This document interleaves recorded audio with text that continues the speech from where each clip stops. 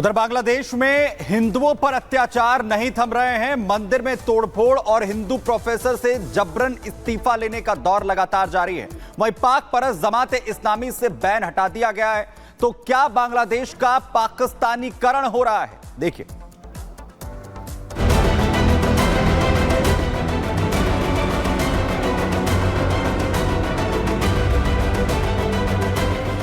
बांग्लादेश अब भी हिंसा की आग में धधक रहा है। ना हालात बदले, ना वारदातें कम हुई और ना ही यूनुस सरकार के कानों में जू रहेगी।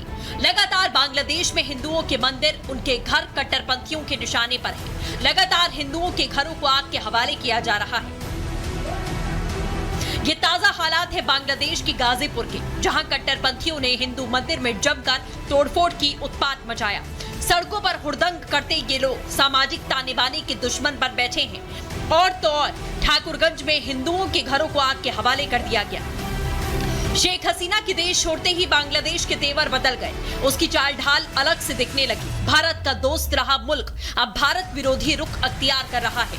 सब कुछ ठीक करने का दावा करने वाली यूनुस सरकार खुद ही ऐसे कदम उठा रही है, या फिर उसकी नाक के नीचे ये काम हो रहा है जो बताते हैं कि वो पाकिस्तान की राह पर चलने लगी है। हिंदू महिला प्रोफेसर से जबरन इस्तीफा लिया गया। एबीटी के प्रमुख जशीमुद्दीन रहमानी को रिहा कर दिया गया। पाकिस्तान परस्त पार्टी जमात इस्लामी से बैन हटा दिया गया। पाकिस्तान से हथियार खरीदने की तैयारी की जा रही है। एक महिला प्रोफेसर से जो बांग्लादेश के सबसे मशहूर कॉलेज का कई सालों से हिस्सा रही, उसे मुस्लिम स्टूडेंट यूनियन ने जबरन इस्तीफा ले लिया। ये तमाम घटनाक्रम बता रहा है कि यूनुस का भारत विरोधी रुख क्या उजागर हो गया है। बांग्लादेश के अंदर काम कर रहे हिंदुओं के खिलाफ यूनुस उनको खुश करने में लगे हुए हैं। कई प्रोफेसर को हटा रहे हैं, कई जितने भी टेररिस्ट थे उनको जेलों से रिहा किया जा रहा है। खालिदा जिया तो रिहा हो चुकी हैं। और इसके अलावा जमात इस्लामी के ऊपर जो बैन हाल ही में शेख हसीना ने लगाया था उसको भी हटा दिया। बात बिल्कुल साफ है, ये सब लोग जिनको यूनुस आज मदद कर रहे हैं वो एंटी इंडिया थे और एंटी इंडिया हैं।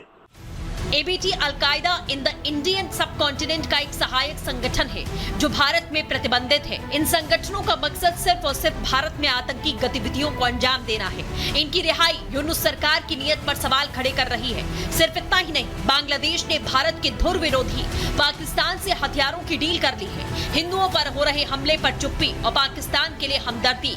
कहीं मोहम्मद यूनुस पाकिस्तान के साथ अपने रिश्तों को मजबूत करने की कोशिश तो नहीं कर रहे।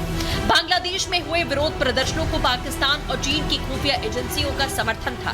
शेख हसीना को भारत का समर्थक माना जाता रहा है, तो वहीं बीएनपी और जमात पाकिस्तान के करीब माने जाते हैं। इसीलिए पाकिस्तान के साथ हुई हथियारों की डील कई संदेह पैदा कर रही है। Bureau report, Republic Bharat.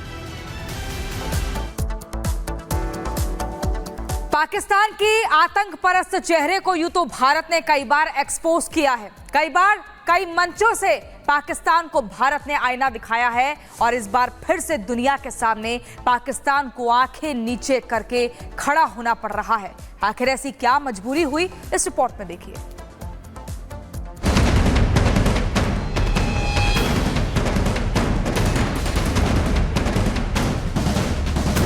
Pakistan के आतंक परस्त चेहरे को यूं तो भारत ने कई बार एक्सपोज किया। दुनिया की कई मंचों पर पाकिस्तान को आईना दिखाया। दुनिया को बताया है कि पाकिस्तान आतंकी पालता है। आतंकियों का पनाहगार है पाकिस्तान, इसमें कोई दो राय नहीं है। और आतंकवादियों की सरपरस्ती में सबसे बड़ा हाथ किसी का है तो वो है पाकिस्तान की खुफिया एजेंसी आईएसआई का। वैसे तो पूरी दुनिया जानती है पाकिस्तान की करतूत को। आतंकिस्तान के मंसूबे सभी को पता है। भारत तो हर बार नापाक मंसूबे उजागर करता रहा, लेकिन इस बार तो अमेरिका ने पाकिस्तान की पोल खोल दी है। अमेरिका की पूर्व राष्ट्रीय सुरक्षा सलाहकार ने शाहबाज के मुल्क के आतंक प्रेम को सरेआम खोल दिया। ट्रंप के कार्यकाल में अपनी सेवाएं दे चुके पूर्व पाकिस्तान में है, ये कोई नई बात नहीं है और ये बहुत एक इंटरेस्टिंग डेवलपमेंट है कि अमेरिका ने ऑफिशियली रिकॉग्नाइज किया है। मैकमास्टर ने अपनी किताब a war with ourselves, my tour of duty in the Trump White House में ये दावा किया कि हम सभी ने ट्रंप को कहते सुना था, मैं नहीं चाहता कि पाकिस्तान को और पैसा दिया जाए।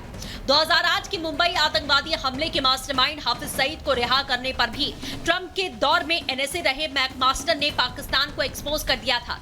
हाल ही में भारतीय विदेश मंत्री एस जयशंकर ने साफ कर दिया कि पाकिस्तान को अपनी हरकतों का खामियाजा भुगतना पड़ेगा। I think the era of uninterrupted dialogue with Pakistan is over. Actions have consequences. Bharat अब आतंकिस्तान को सबक सिखा रहा है, लेकिन पाकिस्तान बाज नहीं आ रहा। जबकि आईएसआई का पूर्व चीफ कुछ दिनों पहले ही गिरफ्तार हुआ और अब पाक के एक बड़े army officer lieutenant colonel Khalid और आतंकवादियों ने उनके घर के पास से अगवा कर लिया। पूरा मुल्क आतंक के चक्कर में बर्बाद हो गया। फिर शहबाज का देश आतंक से यारी नहीं तोड़ रहा। यही हाल रहा तो पाकिस्तान में भी अफगानिस्तान जैसे हालात हो सकते हैं। Bureau report, Republic Bharat. वही आखिर अंतरिक्ष यात्री सुनीता विलियम्स कब वापस धरती पर लौटेंगी, यह सवाल लगातार बना हुआ है, क्योंकि लंबा वक्त हो चुका है। जिस वक्त वो जून में गई थी, लेकिन अभी भी उनकी वापसी नहीं हो पाई है। उनकी वापसी की तमाम कोशिशें हो रही हैं और अब ये कहा जा रहा है कि उनकी वापसी में अभी और वक्त लग सकता है और नासा किसी भी तरीके की चूक ना हो, इसके लिए फरवरी तक का प्लान कर रहा है। देखिए,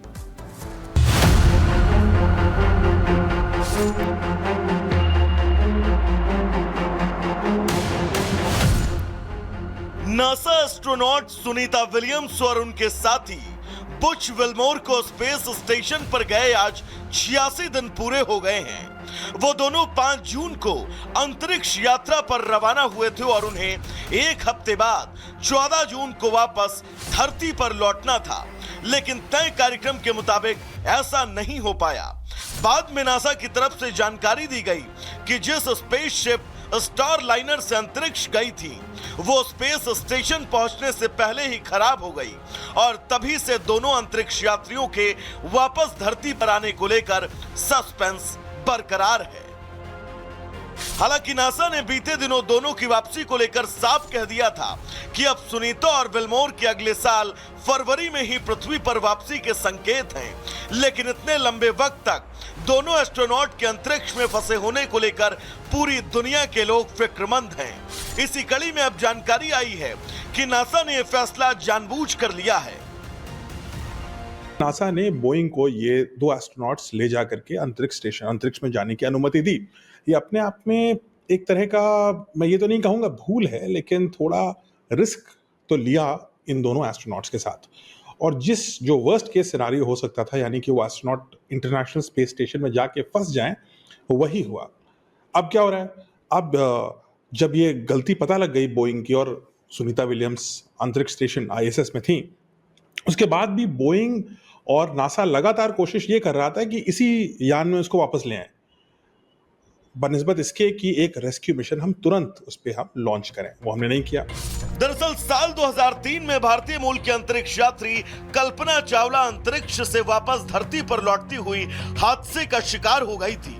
कल्पना को वापस लाने वाला स्पेस शटल कोलंबिया पृथ्वी की कक्षा में आते ही आग का गोला बन गया था, जिसके चलते कल्पना समेत 6 और अंतरिक्ष यात्रियों की मौत हो गई थी। इतना ही नहीं, इससे पहले भी साल 1986 में भी एक ऐसा ही हादसा हुआ था, जिसमें 14 अंतरिक्ष यात्रियों की जान चली गई थी। यही वजह है कि नासा अब एस्ट्रोनॉट सुनीता विलियम्स और बुच विल्मोर की वापसी में कोई खतरा मोल नहीं लेना चाहता। इसीलिए नासा के चीफ बिल नेल्सन ने दोनों हादसों का जिक्र करते हुए कहा, हम बोइंग स्टार लाइनर को खाली वापस ला रहे हैं। पहले नासा ने गलती की थी